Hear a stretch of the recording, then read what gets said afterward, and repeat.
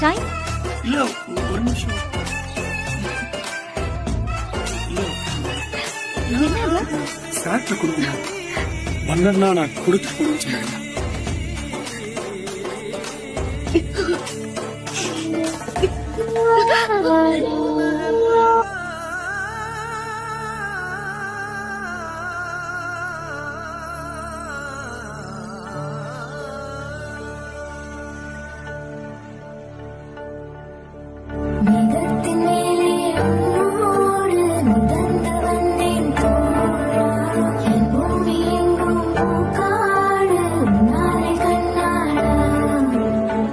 Mashallah, mashallah.